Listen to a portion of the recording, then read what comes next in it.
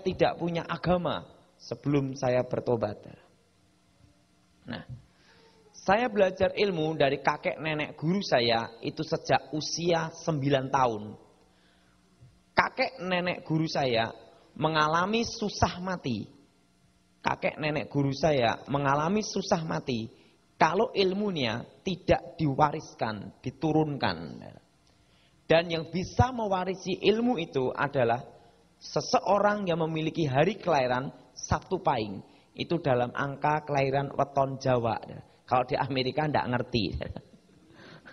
Nah, Jawa yang disebut angka keramat. Hari kelahiran keramat. Nah, dan harus 5 bersaudara laki semua. Kan dalam sejarah pewayangan ada namanya 5 kesatria, Pendawa 5. Nah, di antara 5 bersaudara laki semua yang memenuhi tuntutan magic itu, kekuatan magic itu, hari kelahirannya adalah saya sendiri, saudara. Cucu buyut, jadi cucu buyut, saudara. Karena itulah saudara, sejak usia 9 tahun saya diambil menjadi murid kakek nenek buyut saya sendiri. Guru saya adalah kakek nenek saya sendiri sejak usia 9 tahun. Disitulah saya mulai belajar. Pertama kali adalah aji tapak banyu, ilmu mengambang di atas air. Gara-gara punya ilmu itu sampai sekarang tidak bisa berenang. Karena apa? Kekuatan magic itu, sehingga pada waktu saya sebelum bertobat, waktu dilayani pelepasan, waktu itu saya dimasukkan air, tidak bisa tenggelam. Pak Gilbert tahu itu. Jadi saya dulu tidak bisa. Karena kekuatan magic itu kuat sekali. Usia 9 tahun itu, saudara, saya mulai belajar magic, saudara. Dan disitulah saya mulai diajar mantra namanya Meraga Sukma, yaitu roh keluar dari tubuh. Di sini namanya apa nih? Jadi Meraga Sukma, mati dalam hidup, hidup dalam mati. Rohnya ini keluar dari tubuh. Itu saya kuasai sejak usia 10-11 tahun. Dan saya adu ayam. Kalau di Indonesia kan ada namanya adu ayam. Adu ayam saya tidak pernah terkalahkan. Tidak pernah terkalahkan. Karena apa? Roh saya bisa pindah ke ayam. Nah, dan saya adu ayam sejak sekolah dasar SD. Tidak pernah terkalahkan. Sampai sekarang. Karena setelah bertobat, berhenti adu ayam. Tapi tetap memegang rekor tidak terkalahkan. Kan? Nah, saudara, usia 10-11 tahun itulah saya mulai praktek sebagai dukun. Dan saya dulu sebelum bertobat dimintrai pabrik rokok di Indonesia untuk membuat laris atau untuk membuat bangkrut lawan bisnis. Dan sejak usia 10-11 tahun itu saya sudah memiliki kemampuan, yaitu apa? Mengambil pikiran manusia. Dan saya sejak SD, sekolah dasar, tidak pernah belajar. Tapi ngambilin pikiran guru-guru SD. Jawaban langsung ada di telapak tangan. Gara-gara suka ngambil pikiran manusia, sampai sekarang tidak bisa matematika. Karena udah telanjur enak ngambilin itu.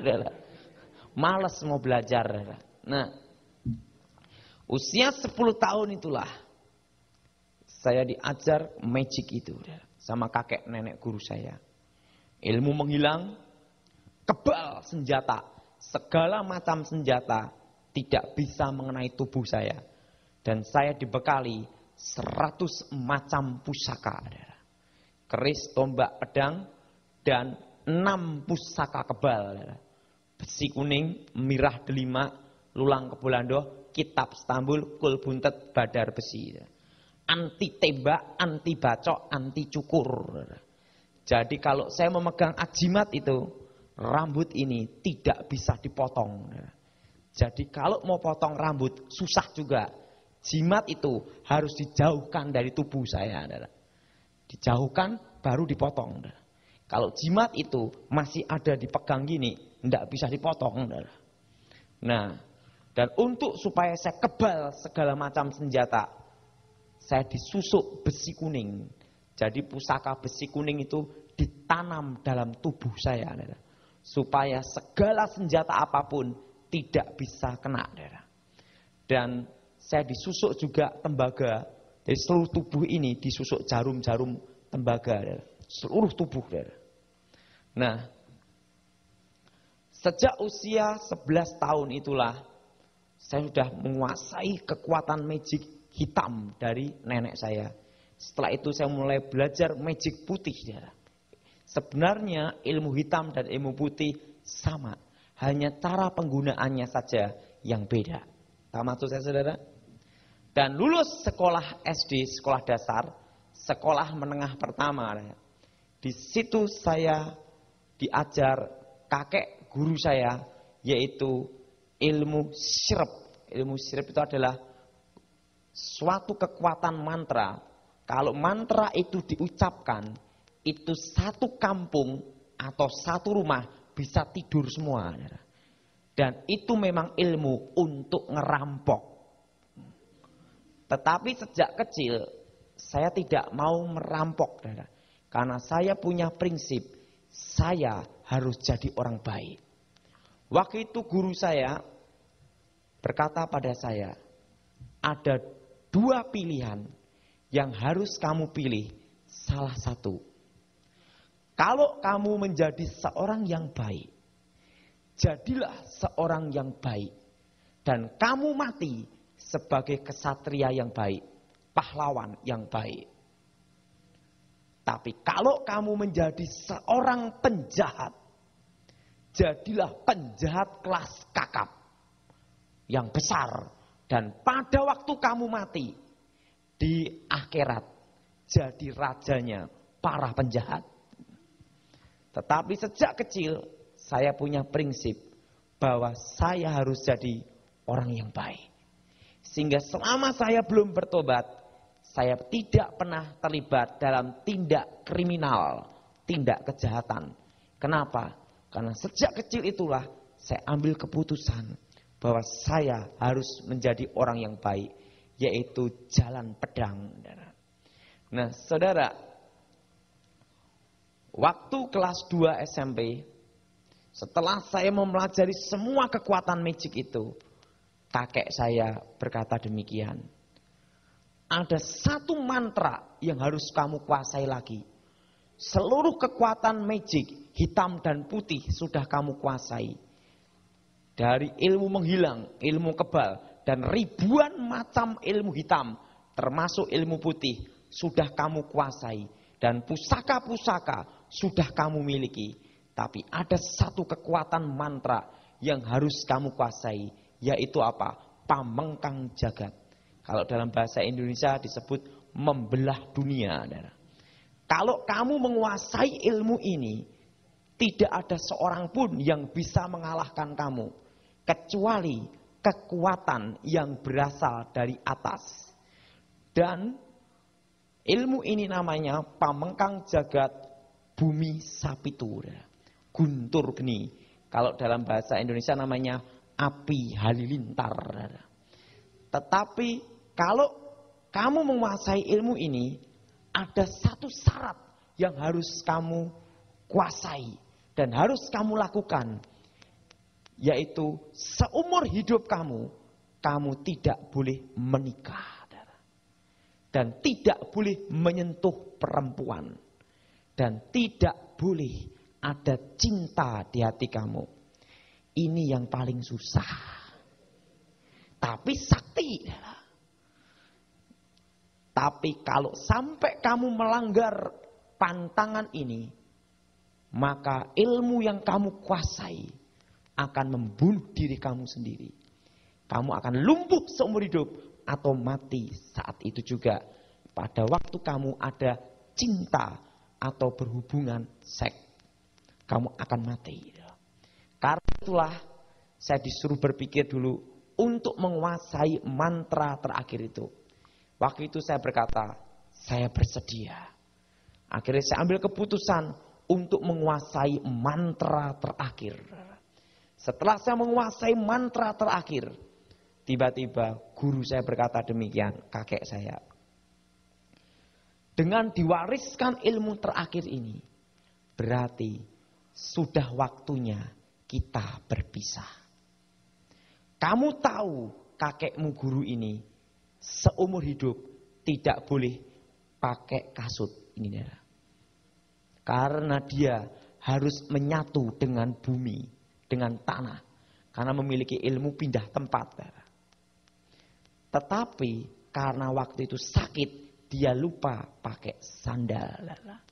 Jadi kakek saya seumur hidupnya sampai kematiannya belum pernah terkalahkan di bidang ilmu hitam maupun ilmu putih. Tapi matinya gara-gara sandal.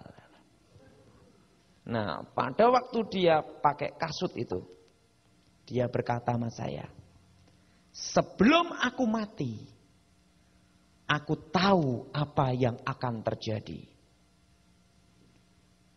Nanti pada waktu kamu usia 18 tahun,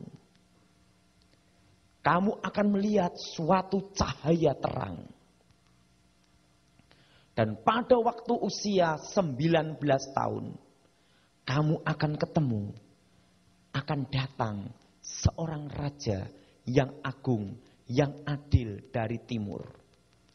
Waktu itu saya tanya sama kakek guru saya, bagaimana saya tahu tentang raja yang adil dari timur itu? Kakek saya berkata, takdir kamu, nasib kamu yang akan menentukan. Para leluhur kamu, keturunan kesatria, dukun-dukun top, sudah meramalkan bahwa nanti akan ada satu keturunannya, darah kesatria, akan ada satu keturunannya yang akan ketemu raja yang agung dari timur. Dan di dalam ramalan itu dikatakan demikian. Pada waktu zaman akan terjadi kekacauan, akan muncul seorang raja yang agung dari timur. Dan semua orang yang memiliki jiwa kesatria, yang memiliki hati yang baik, akan ketemu raja yang agung dari timur itu. Dan kakek guru saya berkata demikian, kamu adalah keturunan yang sudah ditakdirkan. Nanti pada waktunya tiba, jiwa kamu akan dituntun untuk ketemu cahaya terang itu. Tapi ingat, kalau nanti kamu ketemu cahaya terang itu, kamu harus bersumpah. Kamu harus angkat seluruh keluarga kamu. Dan kedua, angkatlah pula, selain kamu mengangkat ekonomi dan keluarga kamu, kamu harus ada yang kedua. Angkatlah seluruh keluarga ini pula, keturunanku semua, untuk ketemu cahaya terang, jalan terang. Waktu itu saya tanya sama guru saya, dan kakek saya bukan orang Kristen. Seumur hidup tidak pernah menginjakkan kakinya di gereja, tidak pernah. Dan kakek saya terkenal dengan kekuatan magicnya. Setelah itu kakek saya berkata demikian, nanti takdir kamulah yang akan menentukannya. Jiwamu akan tertuntun di situ. Dan sebelum aku mati, saya kasih kamu rezeki untuk beli peti mati saya. Besok keluar nomor buntutnya 50. Dan ingat, untuk beli peti mati. Gitu. Dan nanti jam 2 lebih, tepatnya 2:30, saya akan mati meninggalkan kamu untuk selama-lamanya. Dan selama kamu saya tinggalkan, ada satu hal yang harus kamu yakini, Yaitu apa? Kamu harus jadi orang yang baik. Sampai matinya pun kamu tetap sebagai orang yang baik. Nah, setelah itu kakek saya mati, meninggal dunia. Setelah saya meninggal dunia itu, setelah kakek saya meninggal dunia, saya kehilangan arah.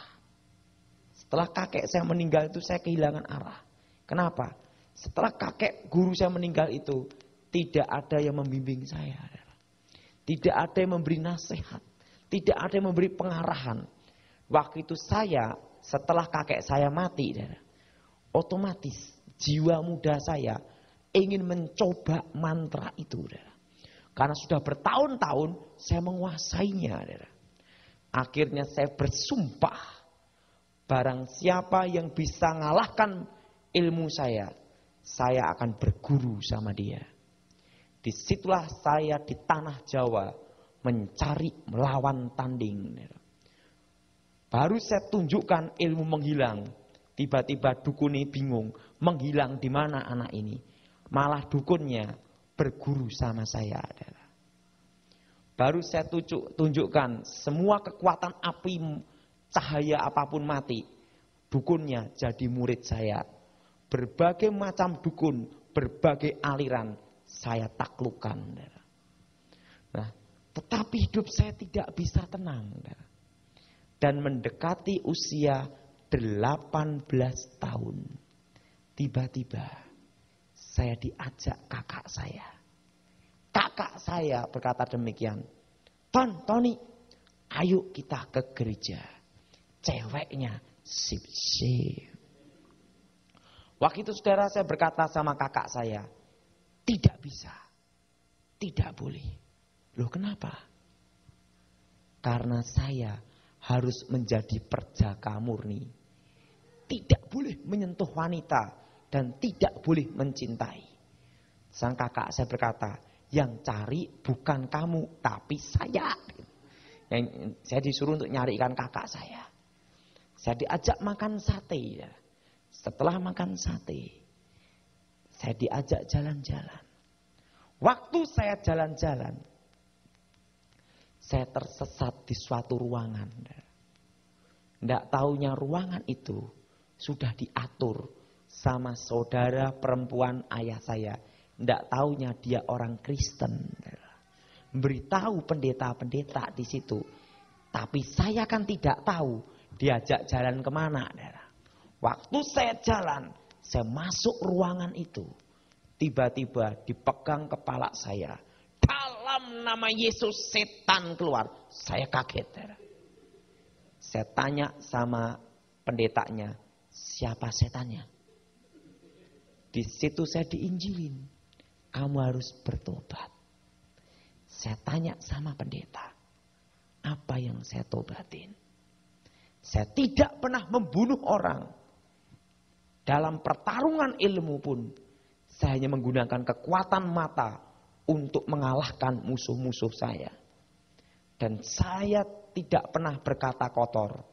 Saya tanya sama pendeta, pendeta, apakah pendeta seumur hidup pendeta tidak pernah berkata kotor? Tiba-tiba pendeta yang berkata, saya pernah. Saya berkata pada pendeta, saya belum pernah. Berarti pendetalah yang bertobat. Gitu, saudara. Di situ saya tiba-tiba dikatakan, dalam itu setan keluar. Dikasih minyak 1 botol dan air bekas baptisan. Suar gitu, saudara. Dalam hati saya, ini kumpulan pendeta gila. Saudara. Disitulah saya diinjilin. Saya tidak bisa. Karena apa?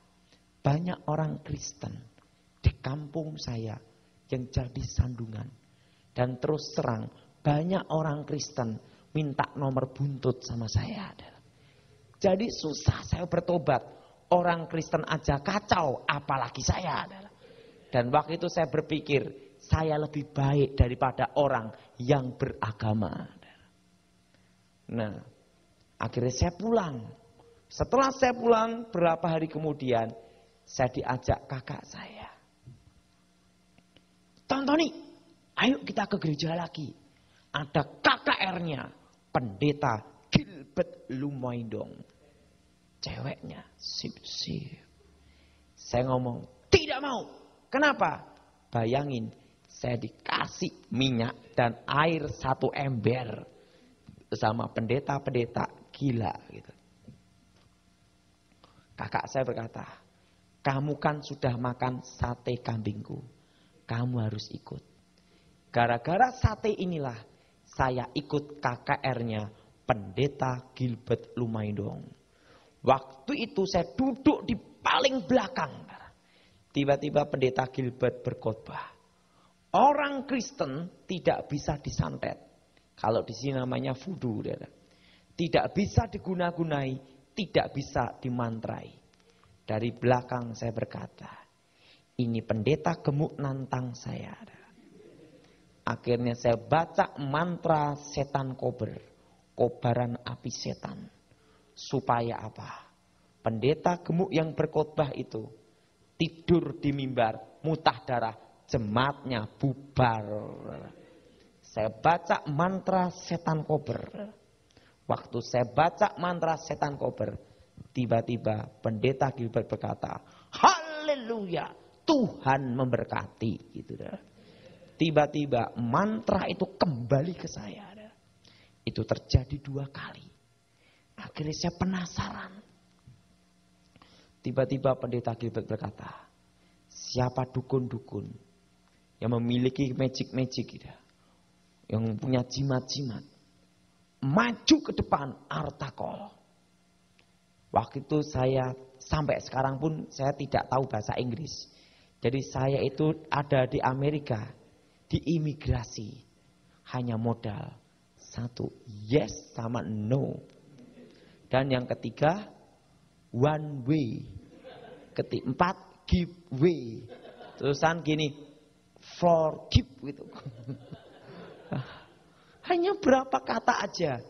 Makanya dulu saya sempat ditahan 6 jam di imigrasi. Tapi waktu ditanya, what is this? Yes. What is your name? No. Imigrasi gini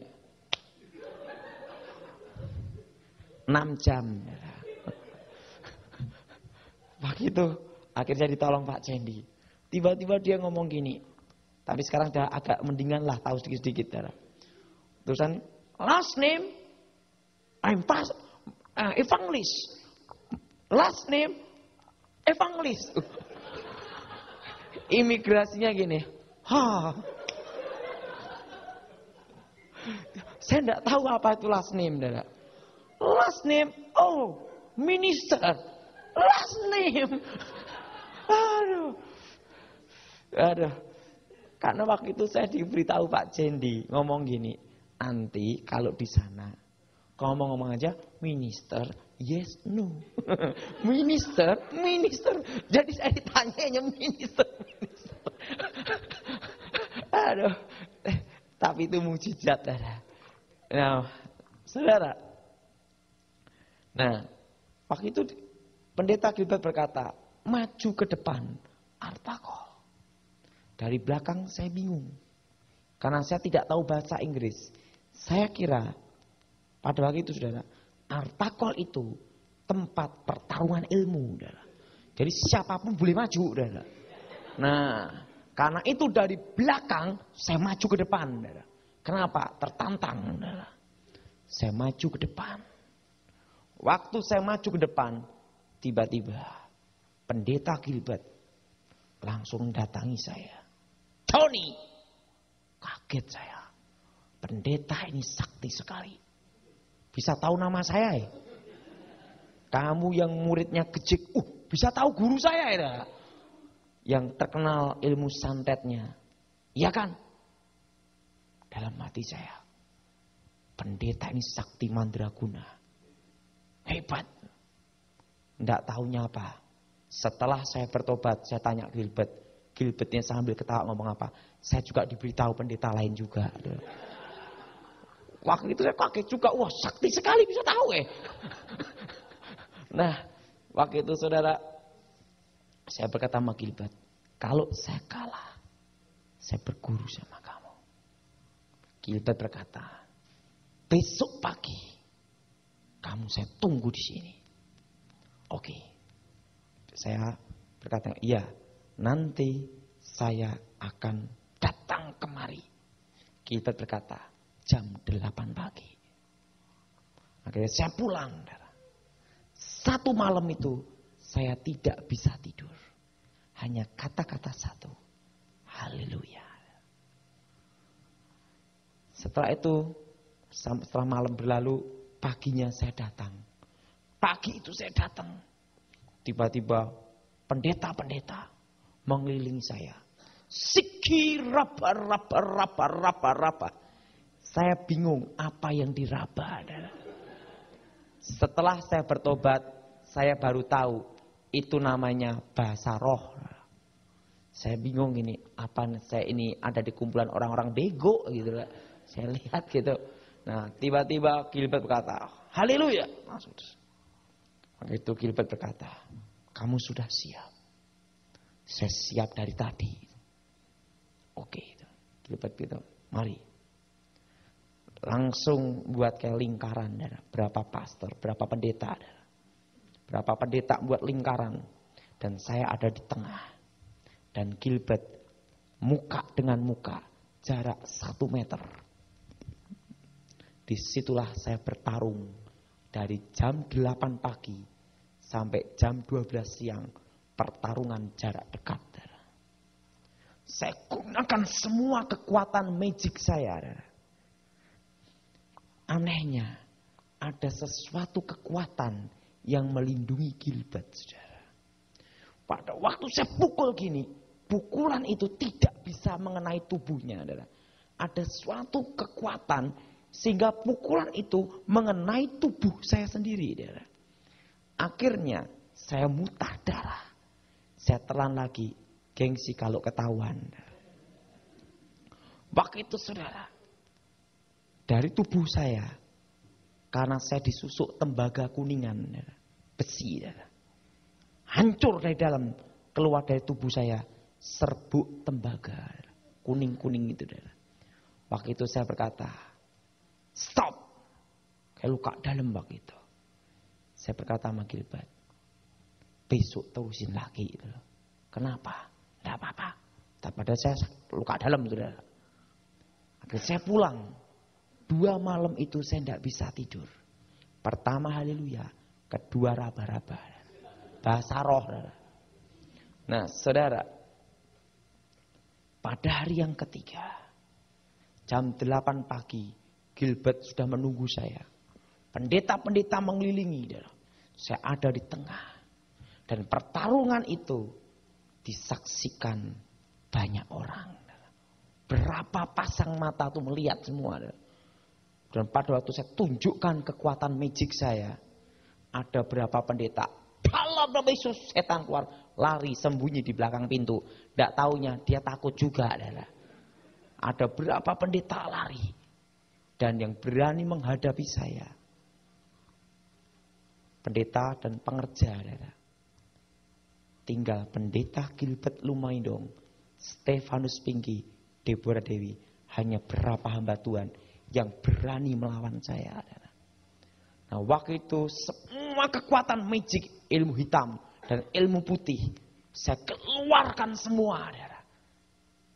Tetapi tidak ada satupun mantra, kata-kata magic itu yang bisa mengenai pendeta Gilbert. Akhirnya saya berkata sama Gilbert, tepat jam 12 siang. Sekarang tinggal mantra terakhir.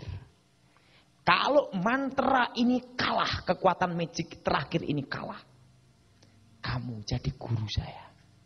Tapi kalau saya menang, kalian semua mati. Karena dalam sejarah ilmu terakhir itu, belum pernah ada seorang pun yang sanggup menandingi. Dan ilmu terakhir itu membuat kakek saya tidak terkalahkan. Waktu itu saya berkata, kalau saya kalah, saya berguru sama situ. Pendeta Gilbert berkata, saya siap. Akhirnya saya mundur berapa langkah dulu.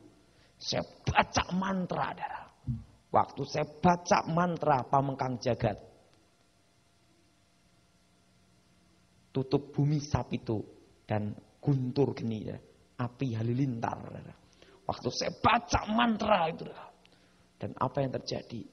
Waktu mantra itu diucapkan, ini kesaksian banyak orang, saudara, ya, yang mendengar dan melihat. Saudara. Itu jarak radius 50 meter dari ruangan itu terdengar bunyi, saudara. Desingan kayak angin itu, saudara. Karena kekuatan mantra itu, saudara. Mantra terakhir itu, saudara. Itu kesaksiannya Gilbert dan kesaksian banyak orang itu mendengar kekuatan mantra itu seperti kayak itu, desingan gitu, saudara. Saya baca mantra itu, saudara. Terakhir itu, saudara. Saya baca mantra puncak ilmu hitam, saudara. Dan ilmu putih, saudara. Tiba-tiba saya siap untuk memukul ke Gilbert, saudara. Ke pendeta Gilbert. Saya buka mata untuk menyiapkan pukulan, saudara. Dan kekuatan mantra itu, kekuatannya 50 kilometer, saudara. Itu batu bisa hancur, saudara.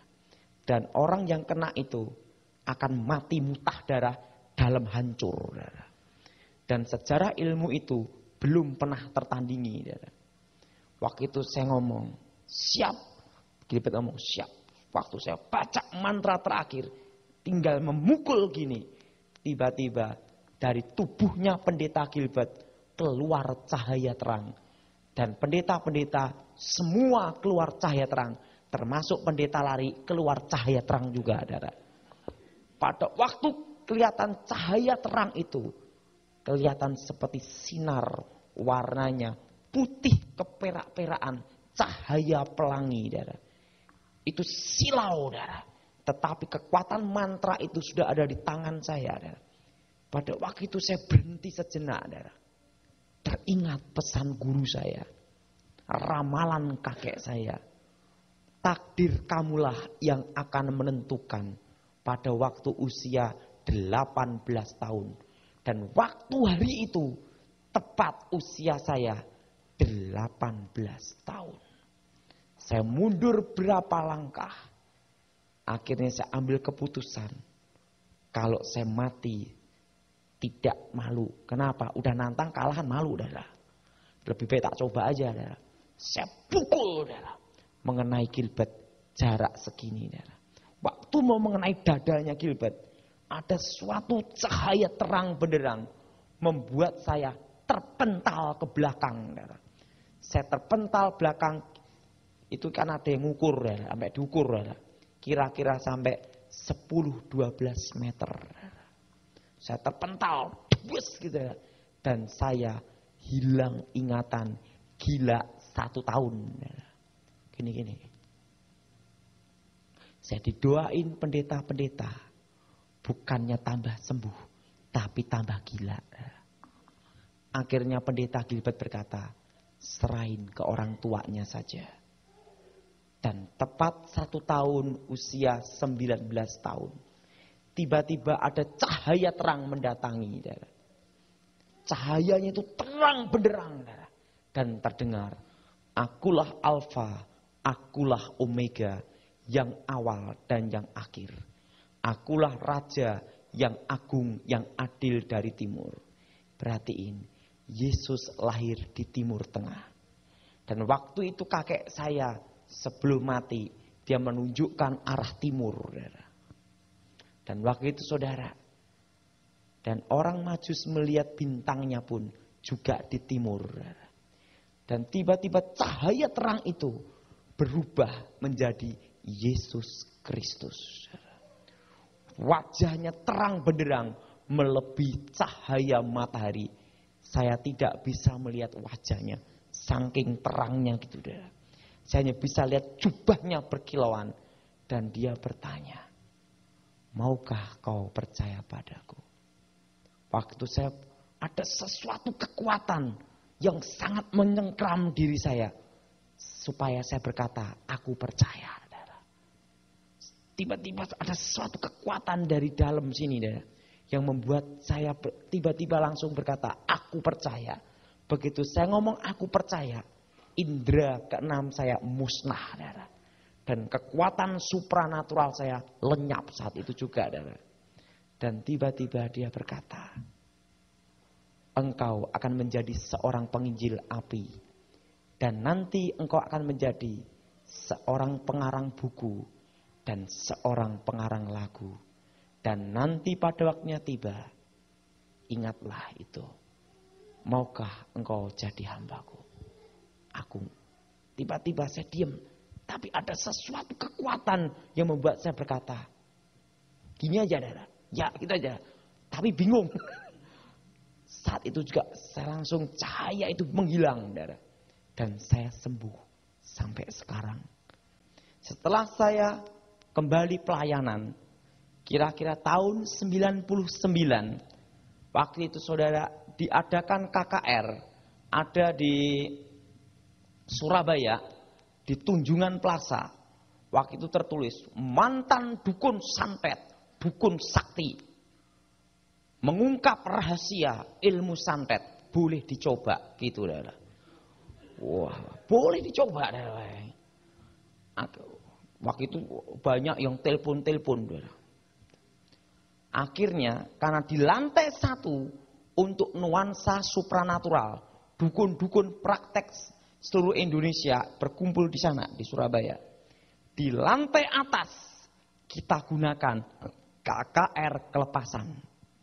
Dikira karena temanya seperti itu, mengungkap rahasia santet, banyak yang dari bawah ini semua masuk ke tempat KKR. Sehingga waktu KKR itu terkumpul 2.700. Separuh dukun sama pasiennya, separuh orang Kristen. Di situ ada yang bawa keris, tombak, jimat-jimat. Ini tempat seminar KKR. Bagian depan sana untuk apa? Jual beli jimat. Dan waktu itu saudara, keadaan seperti kacau, saudara. Ada yang jual mantra-mantra gitu, saudara. Waktu itu saudara, pendeta senior ngomong sama saya, Daud, kamu kan junior, baru belajar. Kamu khotbah hari yang pertama, padahal seharusnya hari yang kedua, saudara. Nggak taunya dia juga ngelihat juga ini juga, saudara. Akhirnya saya maju. Pada hari yang pertama itu, saya lihat, saudara, dukun dari Banyuwangi, Kediri, Tulungagung, berbagai tempat berkumpul di situ, saudara. Karena apa? Mereka ingin tahu. Karena saya adalah pewaris tunggal Gejik Sapu Angin, itu kakek nenek saya, saudara. Seorang tukang santet, ahli magic yang paling disegani, saudara. Akhirnya saya datang, saudara. Saya datang, saya maju ke mimbar, saudara.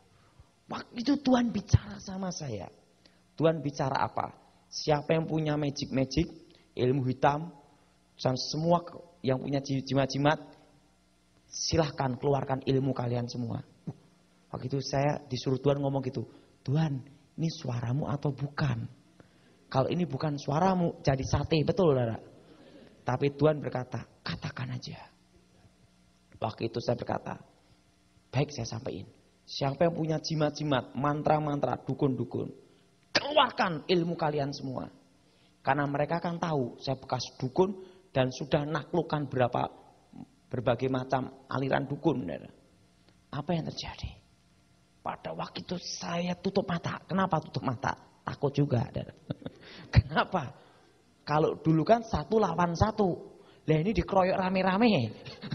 Waktu itu saya juga takut juga. Tapi karena Tuhan yang nyuruh, saya ngomong.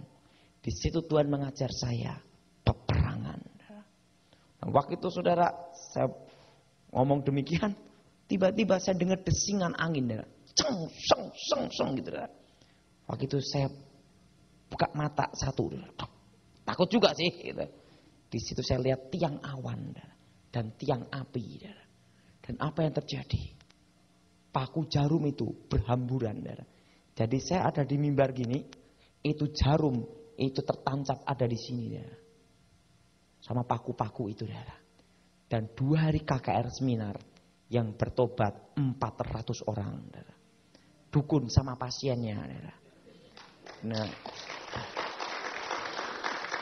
setelah itulah saya punya komitmen bahwa saya harus memberikan yang terbaik untuk Tuhan. Akhirnya saya mulai pelayanan di pedalaman-pedalaman. di mana di situ magic kuat sekali, saudara. Dan disitulah banyak orang bertobat. Sebelum saya ke Amerika, saya ada di Pangkalan Embun. Pangkalan Embun, saudara perlu tahu, pada waktu kerusuhan ada di perang suku antara Dayak dan Madura, di Sampit, di situ kekuatan magic dibuktikan, yaitu apa? Mandau terbang, peng-peng, kepala putus. Yang mati itu ribuan, betul? Betul? Dan itu percaya atau tidak, CNN pun juga menayangkan, ya kan? Sempat enggak saudara? Yang di internet itu saudara, kepala putus, darah sampai apa itu? Di kerusuhan di Indonesia itu saudara, di Sampit saudara, jantung dimakan, saudara. Hati dimakan. Tubuh manusia ini dipotong, jadikan sama Indomie, saudara.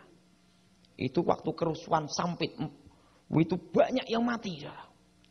Dan waktu itu saudara, semua orang-orang pedalaman turun mendemonstrasikan ilmunya, yaitu apa? Berjalan di atas apa saudara? Di atas ini kabel, saudara. Ada yang berjalan di atas kabel, saudara. Motongin kepala gitu, saudara. Yang mati ribuan, saudara. Disaksikan berapa pasang mata, saudara. Bukan hanya 1, 2, ribuan pasang mata. Bahkan seluruh dunia melihat kerusuhan itu. Betul? Anda dapat kabar enggak saudara di sini? Nah, dan apa yang terjadi? Setelah kerusuhan usai, orang-orang Madura semua ada di Pangkalan Embun. Setelah damai, di Pangkalan Embun terkumpul dukun Madura dan juga dukun Dayak. Waktu itu saya diundang untuk khotbah ada di sana, KKR. Dan saya masih ingat kejadian itu. Biasanya pemimpin pujian, biasanya kalau KKR itu adalah kata sambutan panitia. Setelah itu pemimpin pujian baru diserahkan pengkhotbah. Betul? Setelah serahkan pengkhotbah, yang keempat baru apa? Penutup panitia. Waktu itu orang-orang yang di Pangkalan Embun belum tahu wajah saya. Karena hanya dengar nama saya aja. Bahwa saya bertobat dari dukun gitu. Dan waktu itu semua umum boleh datang, dukun termasuk siapapun boleh datang, saudara. KKR itu tanpa kursi, lesehan, saudara. Itu yang datang 2000 lebih, saudara. Banyak, saudara. Dan waktu itu saudara, habis sambutan panitia, pemimpin pujian. Habis pemimpin pujian tidak diserahkan ke saya, langsung diserahkan ketua panitia. Dikira ketua panitianya itu Daud Tony. Dikira saya. Ketua panitianya baru berdiri gini. Dari belakang dukun dari Dayak santet di vudu. Kalau bahasa di sini namanya vudu. Santet sama vudu itu sama sebenarnya. Hanya kalau di Indonesia santet, kalau di Amerika keren vudu.